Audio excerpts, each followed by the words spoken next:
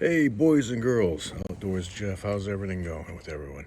I haven't done a video in a while. I was just sitting here realizing that. I said, what can I do for everybody? So, as usual, we still have no time to get outdoors and go do anything and do any videos for you, so nothing has changed there. But I had this cool hot sauce. Of course it would be hot sauce or hot peppers, right? That's all I ever show everybody, so... Obviously, no gardening going on. Everything's been picked. All the plants are done. First snow today, actually, we had. So, looking forward to March, getting the new seeds going. Got a lot of new strains I'm excited about to try and grow. So, yeah, I'll keep you all updated on that. But today, I wanted to show you this little gem I picked up there yesterday. This is from the CaJohns company. Kaboom Ballistic hot sauce. So I was looking at it, was like $15 right at a Bass Pro Shop. Actually, no, I lied. $11.99. Sorry. Another one I looked at was $15. So I said, oh, $11.99. That's not too bad. I'm always up to try a new, gourmet kind of hot sauce, and it looked really good. It's got a lot of, pieces floating around there. It's not just straight up vinegar or anything, Although it does have a strong vinegar taste, which it's all right. I don't mind that. But what made this sauce different, right on the side here, I also saw a warning, right? And a lot of people would put that on there just to be funny, warning. Contains 4 million Scoville heat units. And I'm like, wait a minute, 4 million? I'm like, Carolina Reaper's around 1.5, 2 in that range. I'm like, 4 million? I'm like, that's impossible. What the hell they make this out of? Napalm, right? So I'm like, I'm reading. And I see in the ingredients, red habanero. I'm like, all right, well, red habanero is a little hotter than orange habaneros. I'm like, still not 4 million. So then at the very bottom, the last ingredient, 4 million Scoville oleoresin capsicum. Basically, resin of capsaicin. That's what that is. They extract out of probably super hot peppers like Carolina Reapers and Scorpions and things like that. So I'm like, wow, that's... I had an 800,000 Scoville sauce, and that hurt. So 4 million. We're stepping that up by like over 3. Over 3 million. So let's, I'll just read the side here quick. This is no ordinary hot sauce. Kaboom is, sorry, my eyes aren't the greatest. Very tiny print. Kaboom is loaded with heat extracted to a concentrated form and specifically blended to destroy the targeted heat receptors of your taste buds. It won't kill you, but you might wish it did. That only means one thing. I gotta try it. So, so it came with a cool bullet bottle opener too, like a 30-06 size bullet. Actually, it looks like the weight of a real bullet. It's cool. It's a bottle opener. That was pretty cool. So here we go. I'm going to use this little spoon here. 4 million. Yeah, that's scary. Well, I'm not going to go too crazy. I usually do like a big old spoon of it. But yeah, you can see. Whoop, maybe you can't. Try not to spill this here. There you go. I'm going to try that much.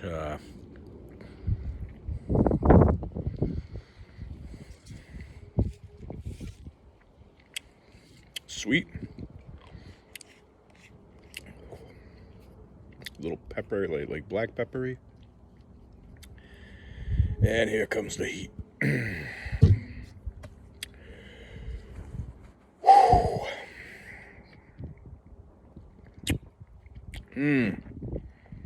Wow. I'm gonna tell you, I'm probably gonna get hiccups soon because I always get hiccups from like really, really hot stuff. But I'm gonna be honest with you. If you all go back and look at my video I did with the Kraken Scorpion pepper, that thing kicked my ass. That thing kicked my ass and hung it up to dry.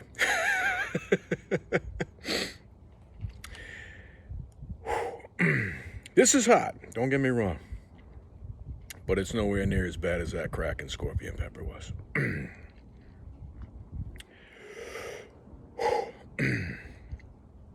I don't know.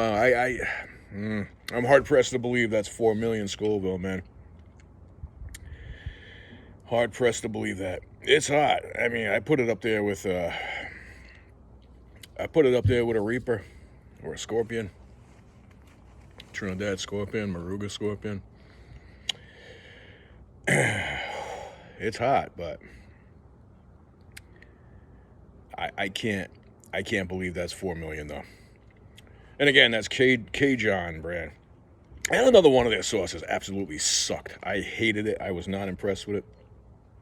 It was a bottle of nasty, dirty-ass tasting vinegar. That's what it freaking tasted like. But yeah, CaJohns brand. I think they seem to be more out for the gimmick. Although this one had quite a bit of ingredients in it. I mean, they're claiming it's tropical blend, like pineapple and mango, guava, all that stuff in here. Turmeric. I'm not sure I'm tasting all that. This company seems to be more out for the gimmick than they are the flavor. Which is fine. It's what sells. Hey, I bought it, right? I read something that says, got a warning sign on it, I'm going to buy it and try it, right?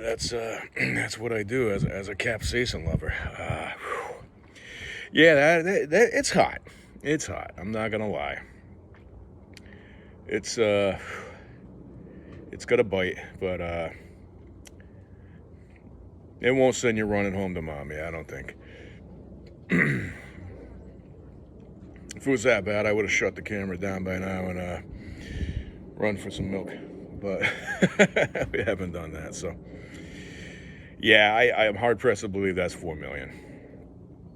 It may have a percentage of a 4 million extract in it, but it's not that painful.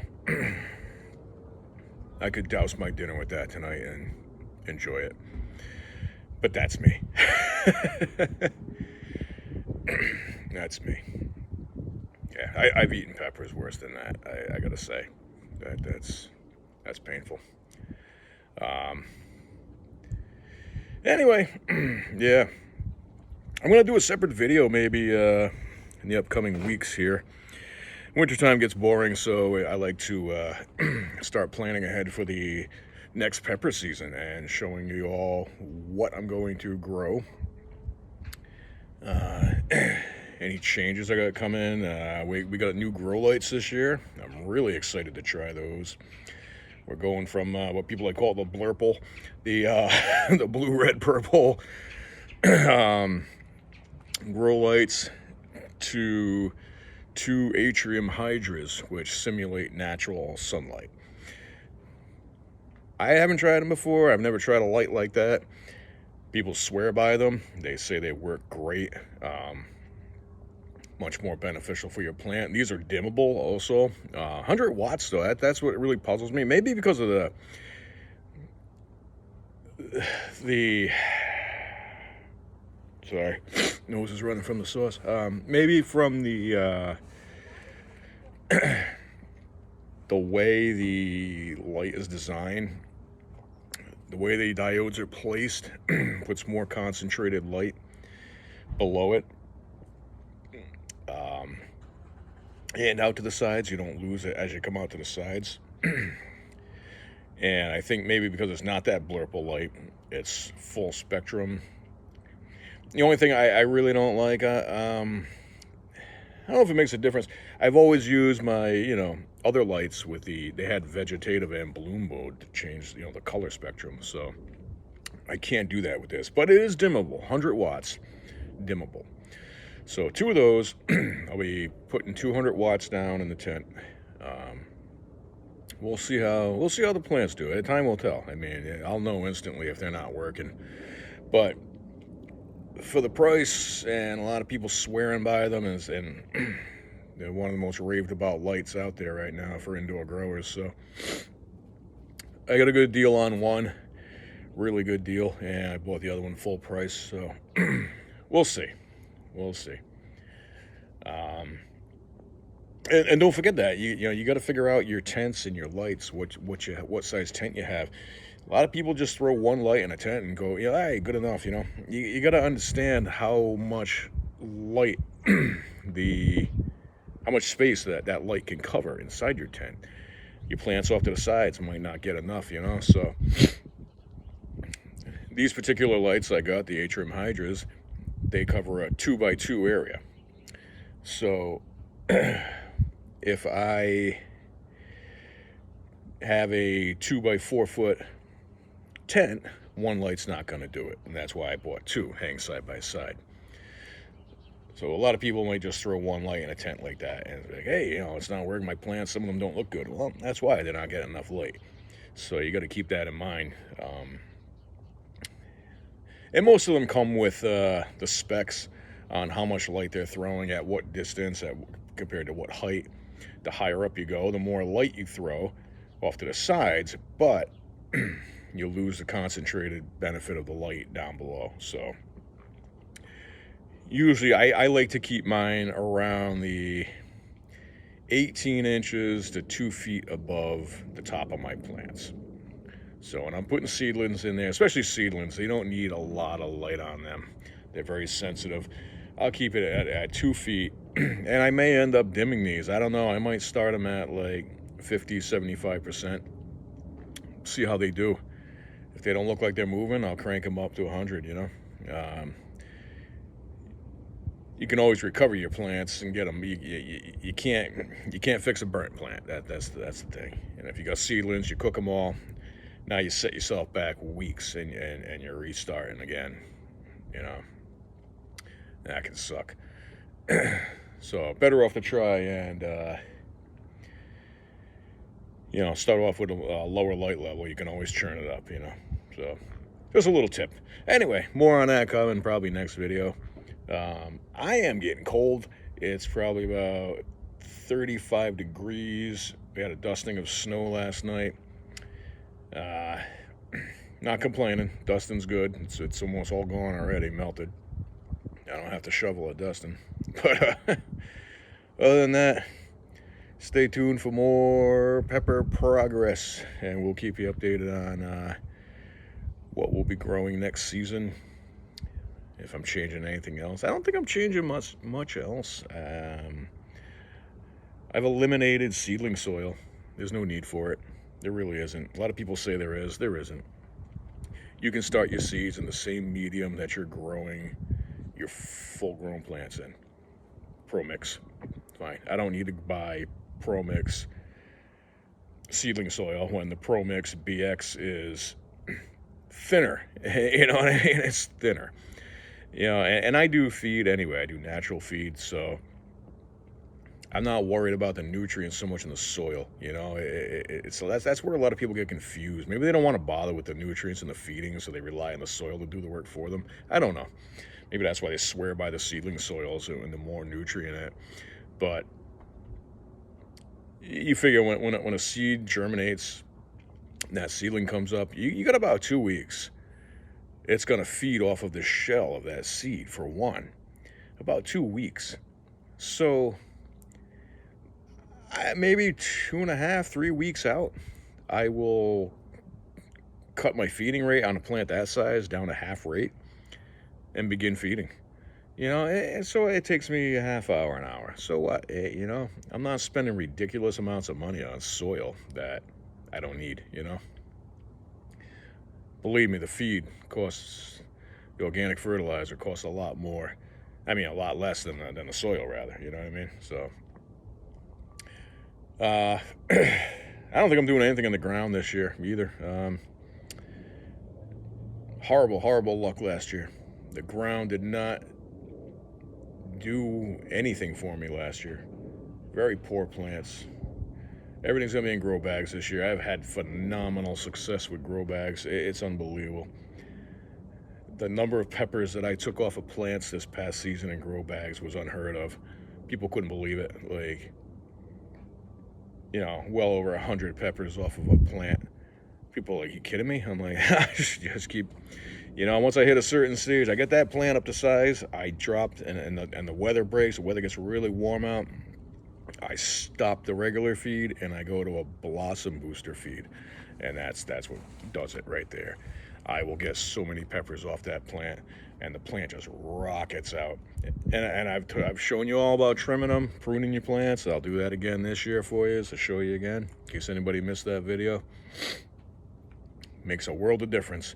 And I've had people that live up further north than me going, oh, I don't have time to do that. Bullshit. Bullshit. You can do it. Anyway, I don't care if you live in Alaska. You can prune your pepper plants, bush them out, and get more peppers before your season's over. Trust me. Trust me. It's not hard to do.